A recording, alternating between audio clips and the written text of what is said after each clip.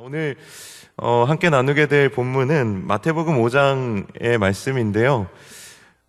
주님께서 우리에게 너희는 세상의 빛이라, 너희는 세상의 소금이라 이렇게 말씀하셨는데, 오늘 말씀을 함께 나누는 가운데 이것이 우리에게 좀 사모함이 되고, 사람들이 나를 정말 소금이라고 불렀으면 좋겠다. 짠돌이가 아니고 세상의 소금이라고 불렀으면 좋겠다. 그리고 세상의 빛으로 살고 싶다. 이런 믿음의 도전들이 일어나는 시간이었으면 좋겠습니다. 오늘 함께 나눌 말씀은 마태복음 5장 13절부터 16절까지의 말씀이고요. 신약성경 6면에 있습니다. 마태복음 5장 13절부터 16절까지의 말씀을 별로 길지 않으니까요, 제가 봉독할 텐데요, 여러분도 함께 읽어주시면 감사하겠습니다. 하나님의 말씀을 봉독하겠습니다. 너희는 세상의 소금이니 소금이 만일 그 맛을 잃으면 무엇으로 짜게 하려? 후에는 아무 쓸데없어 다만 밖에 버려져 사람에게 밟힐 뿐이니라. 너희는 세상의 빛이라. 산 위에 있는 동네가 숨겨지지 못할 것이요, 사람이 등불을 켜서 말 아래 두지 아니하고 등경 위에 두나니 이러므로 집안 모든 사람에게 비치느니라. 이같이 너희 빛이 사람 앞에 비치게 하여 그들로 너희 착한 행실을 보고 하늘에 계신 너희 아버지께 영광을 돌리게 하라. 아멘. 우리가 새해에 많은 다짐들을 하지 않습니까? 올해는 내가 좀 몸에 안 좋은 음식들, 라면이나 햄버거나 피자나 치킨이나 이런 거 좀 덜 먹고 좀 몸에 좋은 것들, 채소나 그리고 또 좀 몸에 좋은 여러 가지 음식들로 좀 이렇게 내가 식단을 좀 조절해야 되겠다. 또 운동도 열심히 하고 내가 살도 좀 빼야 되겠다. 이런 우리가 흔히 하는 결단이나 그런 것이 우리 몸에 좋다라고 생각하는 그런 생각들은 사실 대부분 맞는 말이고, 또 그리고 우리에게 있어서 사실 정말 그렇게 되기를 원하는 말들입니다. 이것 외에도 올해는 내가 그동안 너무 분주하게 살았으니까 좀 가족들하고 시간도 좀 의미 있게, 그냥 이렇게 시간만 많이 보내는 게 아니라 가족들과 의미 있는 시간들도 좀 많이 보내야 되겠다라던가, 올해는 내가 작년에 내가 너무 돈을 많이 써서 차도 사고 냉장고도 사고 김치 냉장고도 사고 건조기도 사고 청소기도 사고, 저희 집에 벌써 작년에 산 청소기가 3대인데 자꾸 사게 되더라고요. 이게 처음부터 좋은 걸 샀어야 됐는데 그렇게 우리가 뭘 자꾸 이렇게 사다 보면 돈도 좀 아껴 써야지, 이런 생각도 하게 되는 것 같습니다. 그런데 우리가 세우게 되는 여러 가지 크고 작은 신념들 중에 여러분들 정말 새해가 되면서 여러분이 마음 먹고 또 세우고 다짐했던 그런 신념들이 잘 지켜지고 있는지 잘 모르겠습니다. 근데 이제 그냥 보통 우리가 생각해 보면 내가 좋은 음식을 먹고 운동도 열심히 해야지라고 생각하면서도 헬스장을 막상 가려고 하면 헬스장은 너무 멀고 갑자기 마트에 라면을 하나 사면 하나 더 주는 1+1 행사가 눈에 띄어서 나도 모르게 이미 그걸 이렇게 카트에 주워 담고 있는 나의 모습을 발견하기도 하고, 또 가족들과 시간을 보내는 것이 중요하다라고 말하지만 정작 우리의 인생에서 어떤 승진의 기회나 내 사업을 어떤 확장할 수 있는 기회들이 생기면 야근도 더 하게 되고 주말 근무도 더 자주 하게 되는 것이 사실 우리의 마음입니다. 그리고 돈을 아껴 써야 한다고 말하지만 또 금세 대출을 받아서 차를 새로 사기도 하고, 뭔가 내가 필요하다는 생각이 들면 나도 모르게 지출을 하고 있는 내 자신을 발견하기도 합니다. 이런 경우에 우리가 가지고 있는 이 크고 작은 신념들에 대해서 이것을 우리가 믿음이라고 할 수 있느냐, 우리 한번 질문을 던져봤으면 좋겠습니다. 어떤 한 정신과 의사가 환자들을 만나서 상담을 하면서 아무런 현실적인 근거가 없는 것을 믿는 환자들이 많다라는 주제로 칼럼을 쓴 적이 있습니다. 예를 들면은 이런 겁니다. 나는 하늘을 날 수 있다라고 말하는 경우들입니다. 이게 절대 있을 수 없는 일이죠. 그런데 그렇게 실제로 믿는다는 거예요. 또 어떤 경우에는 나는 태어나서 병원에서부터 뭔가 이렇게 바꿔치기를 당해서, 사실 나는 영국 황실의 핏줄을 이어받은 사람인데 내가 병원에서 실수로 바꿔치기를 당해가지고 내가 이렇게 살고 있다. 그래서 나는 사실 영국 왕실 혈통이고, 그것에 대해서 너무 확신에 찬 나머지 본인이 이렇게 말을 할 때도, 영어로 말을 할 때에도 영국식 악센트를 쓴다는 거예요.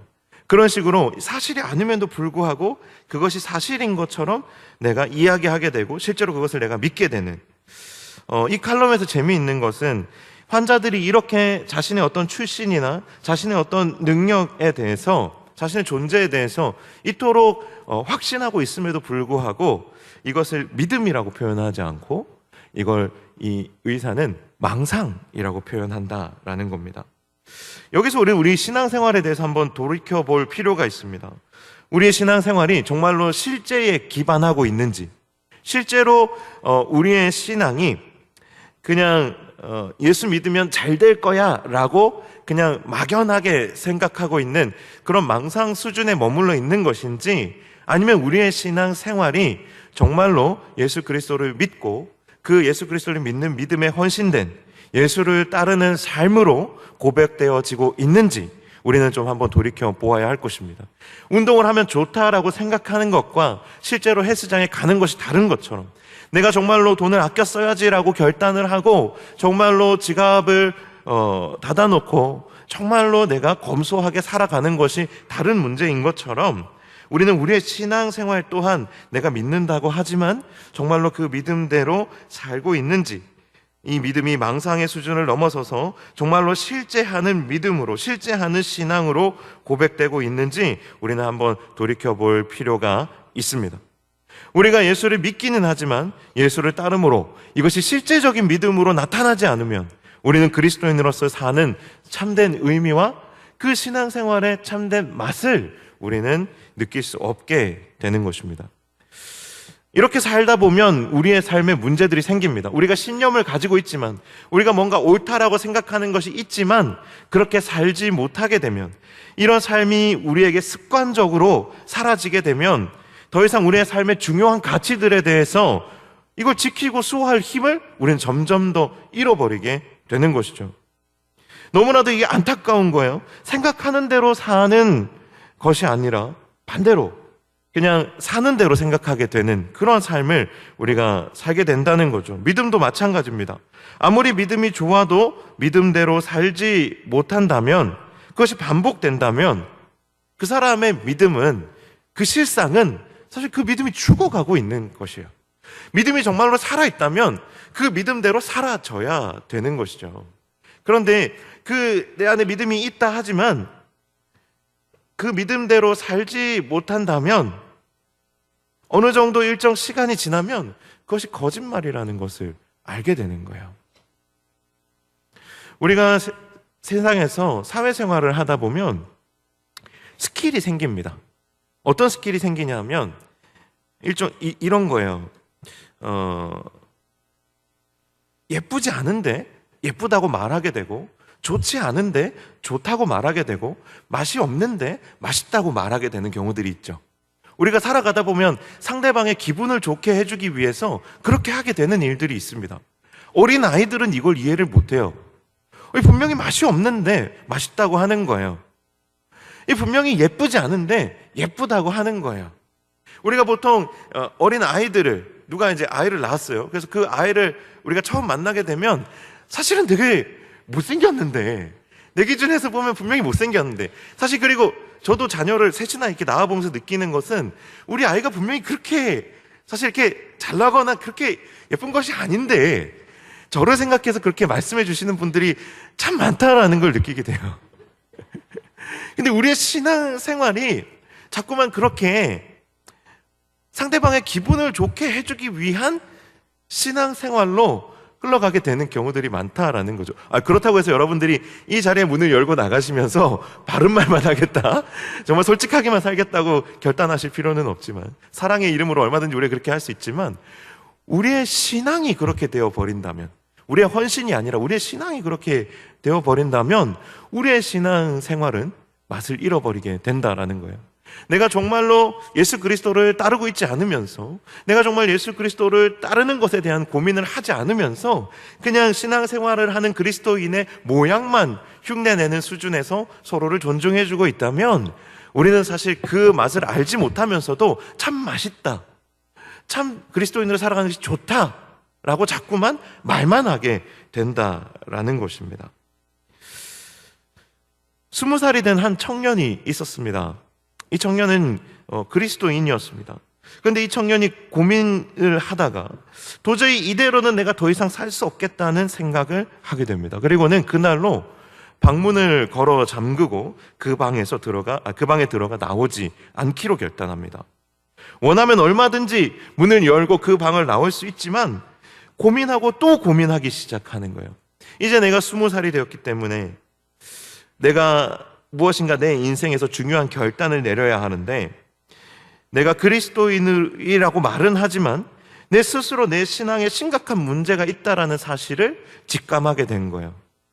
그래서 스스로에게 질문하기를, 내가 그리스도인이라면 예수님을 믿기만 하는 삶이 아니라 예수를 믿으면 내 인생이 어떻게든 되겠지 하는 그런 어떤 믿음의 수준이 아니라 예수 그리스도를 따르는 삶을 살아야 하는데, 내 삶이 그렇게 하지 못하고 다람쥐 쳇바퀴 돌듯이 내가 믿음을 고백하지만 실패하고 믿음을 고백하지만 실패하고 이런 삶들을 반복하면서 더 이상은 내가 이렇게 살면 안 되겠다는 생각을 가지고 방문을 걸어 잠그고 그 안에서 고민하기 시작한 겁니다. 첫 번째 질문은 이거였습니다.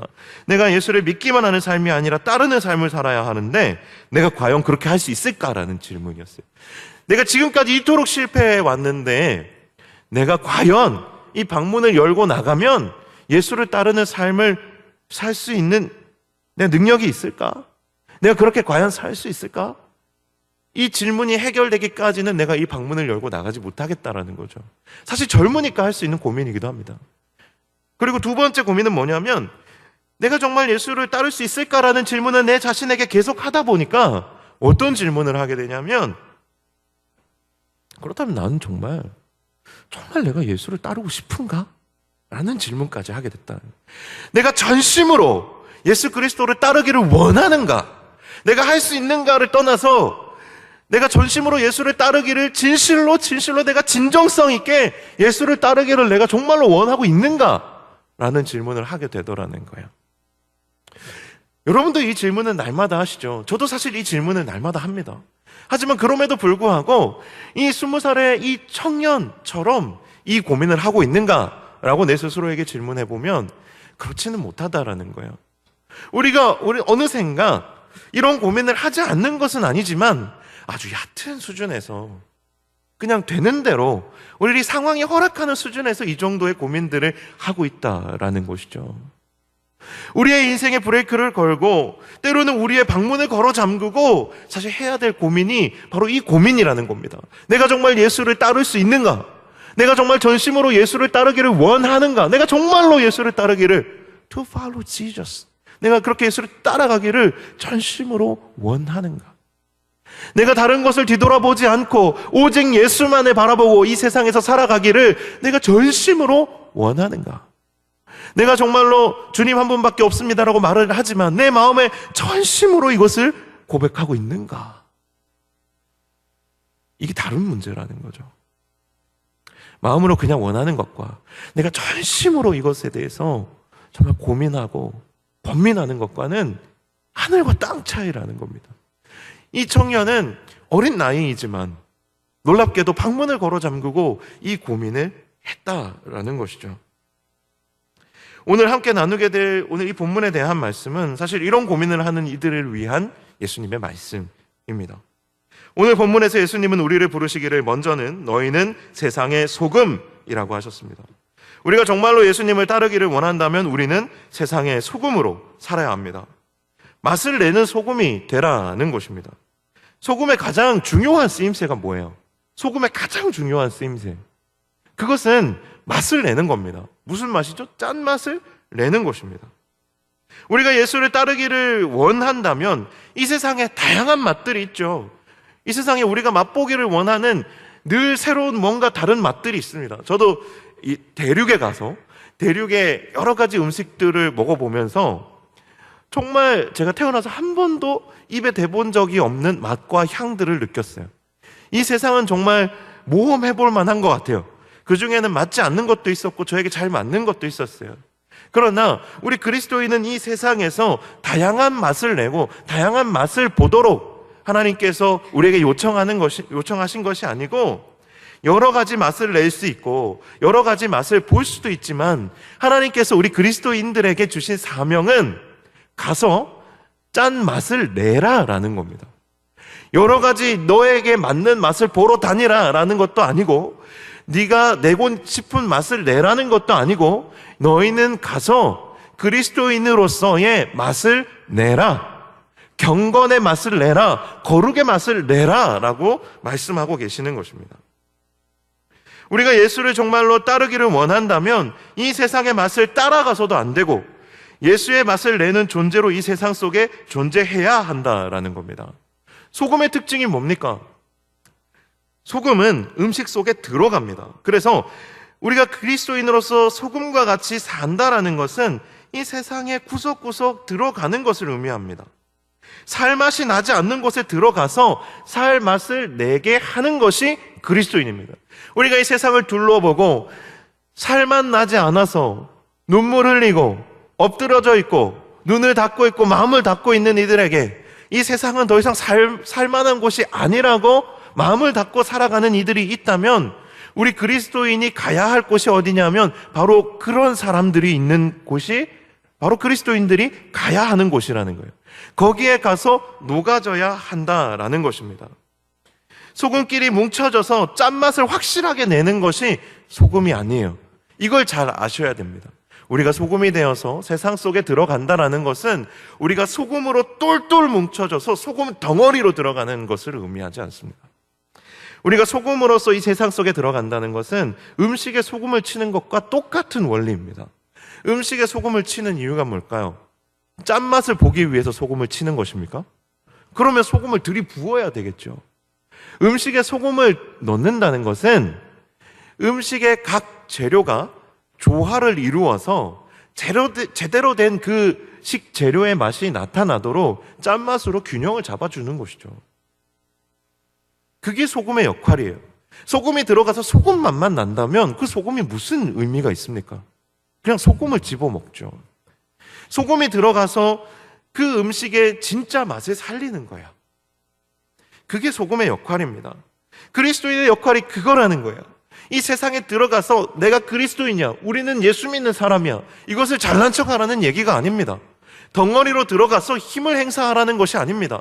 녹아져서 눈에 보이지 않지만 세상 구석구석 들어가서 이 세상, 하나님이 지으신 이 세상이, 하나님께서 이 세상에 사람을 지으실 목적이 정말 무엇인지, 의미가 무엇인지, 그 살아가는 맛이 무엇인지, 그래서 정말 사람들이 이 세상에서 살다가 하나님 품으로 돌아갈 때 이 세상에 참 살만한 곳이구나, 이 세상이 정말 소풍 같은 곳이었구나, 또 오고 싶은 곳이었구나, 이렇게 느낄 수 있게 해주는 것이 그리스도인의 역할이라는 것입니다.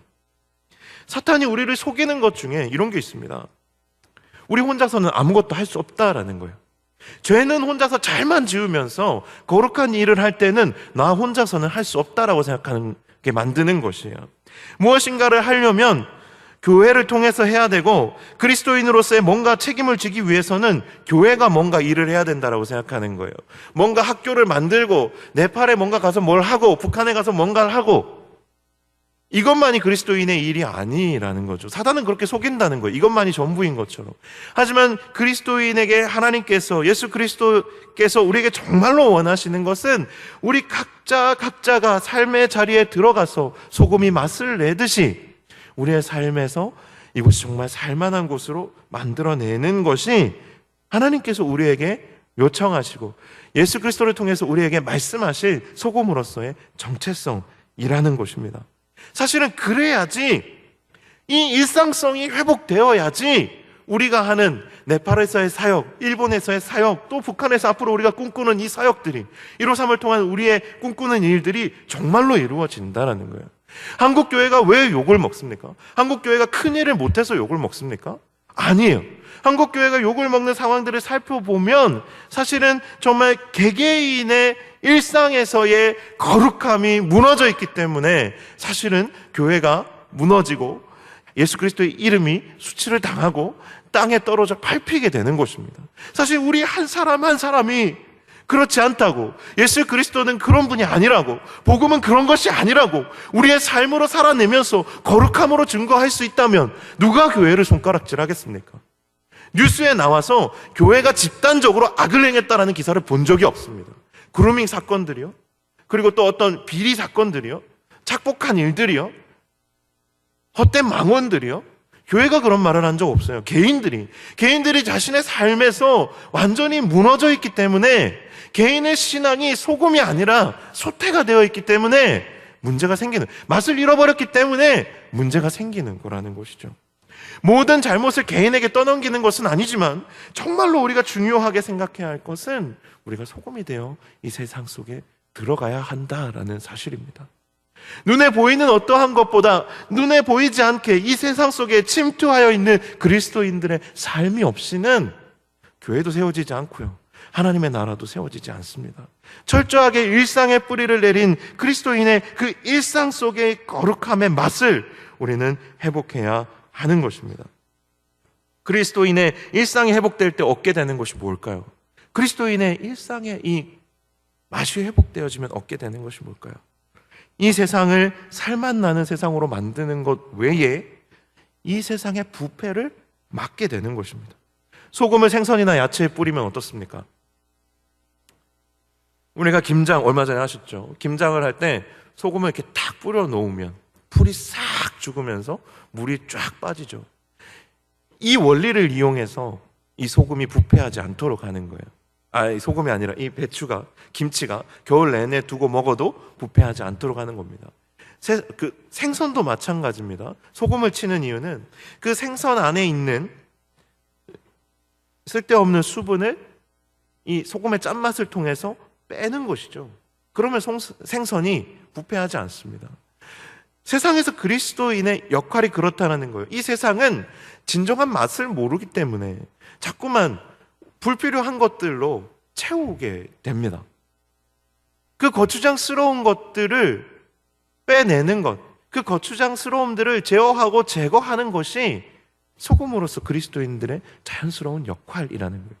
그 맛을 내다 보면, 그 맛을 내가 내고 있으면 이 세상도 또한 그렇게 이 세상에 불필요한 것들이 걸러지게 되어 있다라는 겁니다. 우리가 그리스도인의 일상에서의 거룩함, 일상에서의 경건이 회복되어질 때 이 세상 또한 그렇게 변화되게 되어진다라는 것입니다. 그런데 우리가 망상에 빠져서 그저 모양만 흉내내고 예수 믿으면 좋다라는 말만 하고 다니게 된다면 그것은 그냥 모양만 흉내내는 종교적인 삶인 것이죠. 소금이 맛이 없어지면 어떻게 됩니까? 오늘 말씀에 예수님께서 이렇게 말씀하십니다. 버려져 밟히게 된다. 길에 그냥 버려져서 사람들에게 그냥 아무 쓸데가 없어서 밖에 버려져 사람들에게 밟힐 뿐이니라. 예수님께서 이 말씀을 하실 때 어떤 마음으로 이 말씀을 하셨을까요? 소금이 맛을 잃으면 후에는 아무 쓸데없어 다만 밖에 버려져 사람들에게 밟힐 뿐이라. 너희는 세상의 소금이라. 이렇게만 말씀하시면 그냥 끝나면 딱 좋았을 텐데 예수님께서 뒤에 한 절을 더 하시는 거죠. 그 맛을 잃으면 무엇으로 짜게 하려? 후에는 아무 쓸데없어 다만 밖에 버려져 사람들에게 밟힐 뿐이니라. 예수님께서 경계하셨던 거예요. 안타깝게 생각하셨던 거예요. 제발 너희가 이렇게만은 살지 않았으면 좋겠다. 너희가 제발 이렇게만은 살지 않았으면 좋겠다. 제발 이렇게만은 살지 않았으면 좋겠다. 이렇게만은 살지 않았으면 좋겠다. 아무 맛이 느껴지지 않는, 맛을 잃어버린 존재로만큼은 최소한 이렇게는 살지 않았으면 좋겠다. 이게 예수님의 마음이었다라는 겁니다. 이어서 주님께서 이렇게 말씀하셨습니다. 너희는 세상의 빛이라. 빛은요, 소금은 아주 일상적인 영역을 말하는 거예요. 소금은 별로 값어치도 없어요. 소금은 사실 뭐 그렇게 사모할 만한 것이 아니에요. 하지만 소금의 위대함은, 소금의 가치는 일상성에 있는 것이죠. 우리의 삶에 가까이 두고 그것이 아주 유용하고 아주 필수적인, 거기에 의미가 있다면 빛은 구별됨의 의미가 있습니다. 세상의 소금이다, 세상의 빛이다 할 때 이 세상이란 단어가 쓰임이 좀 다릅니다. 세상의 소금이라고 할 때 세상은 그냥 이 땅의 지면을 말해요. 우리가 땅을 디디고 살아가는 이 땅, 이 땅 위에 살아가는 사람들의 일상적인 삶의 그런 영역들을 지칭하는 헬라어로 게라는 음가를 가진 그런 단어입니다. 그래서 일상의 영역의 소금이라고 말씀하신 거예요. 그런데 너희는 세상의 빛이라 라고 말씀하실 때는 이 세상은 코스모스라는 단어를 쓰십니다. 하나님께서 지으신 이 온 우주 만물, 정말로 이 세상, 하나님이 지으신 이 만물의 빛이라는 거예요. 야, 이거 얼마나 영광스럽습니까? 얼마나 위대합니까? 내가 온 우주의 빛으로, 등불로 너희를 창조했고 내가 너희를 불렀다 라고 말씀하시는 거예요. 여러분, 한 사람 한 사람이 온 우주 만물을 비추는 빛이라는 거예요.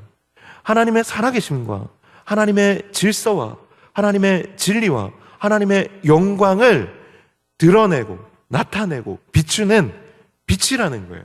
이 빛은 산 위의 동네와 같다 그랬어요.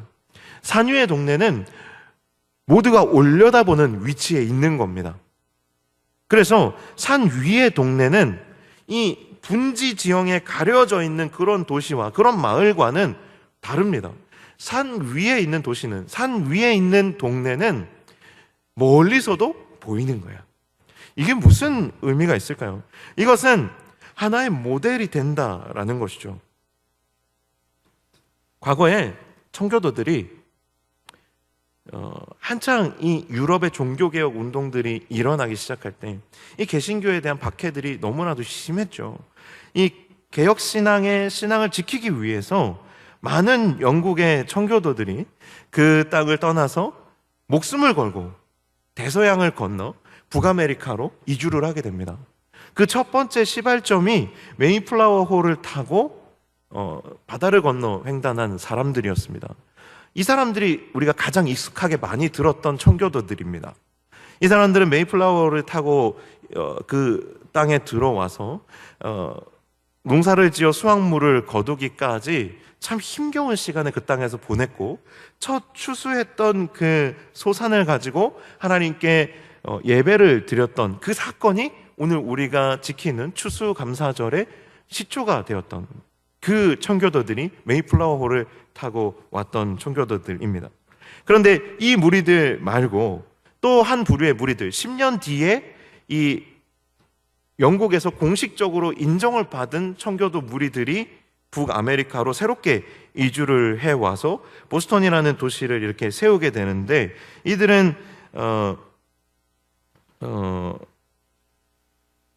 그 메이플라워호를 타고 왔던 이들과 조금 다른 성향을 가지고 있는 사람들입니다. 메이플라워호를 타고 왔던 사람들이 가지고 있었던 가치는 뭐냐면 분리주의와 자유주의였습니다.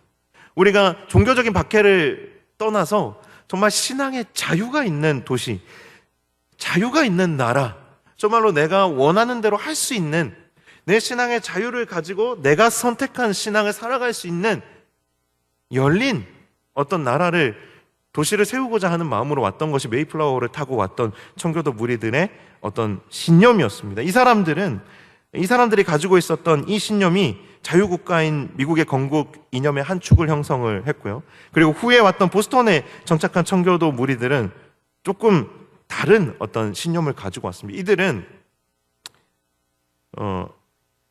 새로운 땅에 와서 언덕 위의 도시를 우리가 세우겠다라는 어떤 기치를 가지고 온 사람입니다. 이게 무슨 말이냐면, 오늘 이 본문을 자신들의 어떤 표어로 삼고 자신들의 캐치프레이즈로 삼고 왔던 사람들이라는 뜻이에요.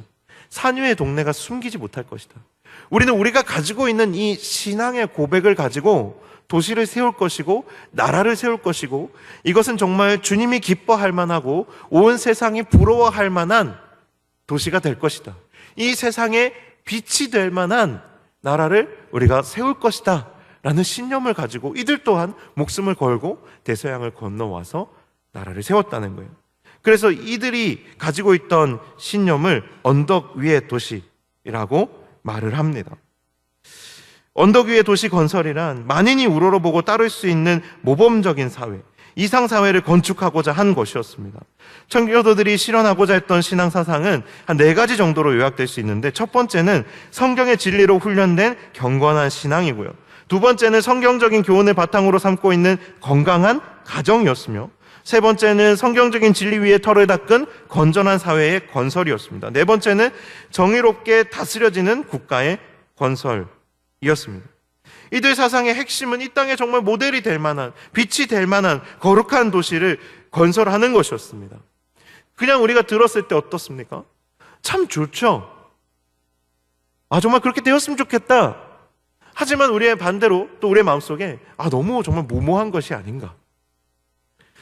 이들의 신념 또한 이 미국이라는 하나의 거대한 나라의 건국 이념이 되었습니다. 전 세계의 모범이 될 만한 국가를 우리가 세워보자. 출발이 너무 좋았죠. 미국에 그런 신념들이 있었습니다. 자유와 그리고 모범이 되는 국가를 세우겠다라는 이 청교도들의 이 2가지 핵심적인 신념과 사상들이 미국 사회를 초반에 건설하는 근간이 됐습니다. 물론 지금의 미국은 다릅니다. 지금의 미국은 이런 가치들을 많이 잃어버렸죠. 모범이 되는 국가라는 어떤 기치를 더 이상 이제는 이야기하지 않습니다. 하지만 처음 이 북아메리카에 발을 디뎠던 이 청교도 무리들을 제가 오늘 이 본문을 묵상하고 생각하면서 생각하게 됐어요. 이들이 처음에 가졌던 그 열망, 정말 우리가 가지고 있는 이 믿음이 그냥 우리의 마음속에만 있는 추상적인 믿음이 아니라 정말로 우리의 손을 통해서, 우리의 삶을 통해서 실현되어지고 고백되어지고 많은 사람들이 그것을 눈으로 볼 수 있는, 그리고 정말 그것이 많은 사람들에게 경험되어지는 세상을 만들겠다, 그런 삶을 우리가 살아나가겠다라는 이 믿음의 도전이 얼마나 귀합니까? 얼마나 그것이 소중합니까? 오늘 예수님께서 너희는 세상의 빛이라 라고 말씀하실 때 이 빛은 그저 숨겨져 있는 빛이 아니라 등경 위에 두고 집안의 구석구석을 비추는 빛이었다라는 것이죠. 이것은 일상성을 뛰어넘어서 이제는 정말 이 세상에서 구별되어서 도드라지게 이 세상을 비출 수 있는 빛으로 또한 우리가 부름받았다라는 사실을 우리로 하여금 깨닫게 해주는 것입니다. 사랑하는 여러분, 이 땅에 거룩한 빛을 바라는, 이 땅에 정말 모범이 되고 모델이 될 수 있는 삶을 살아가는 저와 여러분이 될 수 있기를 간절히 축원합니다. 말씀을 맺으며 한 가지를 여러분과 나누고 싶습니다. 소금과 빛의 결정적인 특징은 순수하다라는 겁니다. 순수하다라는 거예요. 빛은 그 특성상 다른 어떤 물질과도 섞이지 않습니다. 빛은 그냥 빛일 뿐입니다. 소금도 마찬가지입니다. 소금은 다른 물질과 섞이지만 그것이 섞이게 되면 그 순수한 속성을 잃어버리기 때문에 더 이상 소금이라고 할 수 없습니다. 오늘 본문에 예수님께서 소금이 그 맛을 잃어버리면 밖에 버리워질 것이라고 얘기하시죠. 그래서 소금이 그 맛을 잃게 되는 것은 그 소금이 다른 것과 섞여버렸다는 걸 뜻하는 겁니다. 소금이 더 이상 그 고유의 맛을 낼 수 없게 되어버렸다, 섞여버렸다라는 겁니다. 그래서 소금이 소금으로서의 역할을 하려면, 빛이 그 빛으로서의 역할을 하려면 순수해야 한다라는 것이죠. 사랑하는 여러분, 하나님이 여러분에게 예수 그리스도를 통해서 너희는 세상의 소금이다, 너희는 세상의 빛이다 라고 말씀하실 때에는 여러분에게 이 고민을 요구하시는 거예요. 내가 세상의 소금으로, 세상의 빛으로 살 수 있을까? 내가 정말 이 땅의 소금으로, 내가 정말 이 세상의 빛으로 살고 싶은가? 이 질문을 던지시는 겁니다. 사랑하는 여러분, 여러분 정말 이 세상의 소금으로, 이 세상의 빛으로 여러분 살 수 있으십니까? 여러분 정말 이 세상에 정말 소금으로, 빛으로 정말로 살고 싶으십니까? 제가 여러분들에게 던지는 질문이 아닙니다. 제가 여러분들에게 던지는 질문이라면 더 열심히 여러분들을 설득했겠죠. 여러분들에게 더 많은 얘기를 했겠죠. 그러나 이 질문은, 그리고 이 정체성은 성경에 써 있는 거예요. 예수님께서 실제로 정말 우리에게 하신 말씀입니다. 너희는 세상의 빛이라, 너희는 세상의 소금이라. 여러분은 주님에게 뭐라고 불림 받기 원하십니까? 다른 좋은 것들이 얼마나 많은지 모르겠지만 여러분들이 예수님의 말씀대로 너희는 세상의 소금이다, 너희는 세상의 빛이다, 모델이다. 너희가 정말 세상의 소금으로 빛으로 살 수 있느냐? 그렇게 정말로 살기를 원하느냐? 주님께서 여러분의 마음에 던지는 음성으로 들으실 수 있기를 간절히 축원합니다. 우리 같이 찬양할 텐데요, 태산을 넘어 헝곡에 가도라는 찬양을 여러분과 함께 나누려고 합니다. 이 말씀을 묵상하면서 참 감사했던 건 뭐냐면, 하나님께서 우리를 통해서 영광을 받으시기를 원하신다라는 거였어요. 이게 어떤 의미가 있냐면, 하나님은 그분 자체로 이미 영광 받으시기에 합당한 분이세요. 그래서 하나님이 받으실 영광이 부족하지 않습니다. 그런데 오늘 이 본문의 말미를 보면 5장 16절에 이렇게 되어 있습니다. 이같이 너희 빛이 사람 앞에 비치게 하여 그들로 너희 착한 행실을 보고 하늘에 계신 너희 아버지께 영광을 돌리게 하라. 왜 이 말씀을 하셨을까 묵상해 봤어요. 왜 이 말씀을 하셨을까? 너희의 행실을 보고 하나님께 영광을 돌리게 하라. 하나님의 영광을 우리에게 나누어 주시는 것이 아닐까 라는 생각을 했어요. 많은 사람이 우리를 통해서 하나님께 영광을 올리게 될 거라는 거죠. 우리가 빛으로 소금으로 살아가게 될 때 하늘의 영광이 될 거라는 거죠. 그 영광을 우리를 통해서 받으시겠다라는 거죠. 하나님은 우리가 없어도 영광을 받으실 만한 분이시잖아요. 그런데 오늘 이 말씀을 하시면서 내가 너희를 통해서 영광 받기를 원한다라고 말씀하시는 거예요. 이것이 우리에게 너무나도 큰 영광인 것이죠. 그러한 삶에 어떻게 맛이 없겠습니까? 그러한 삶에 어떻게 기쁨이 없겠습니까?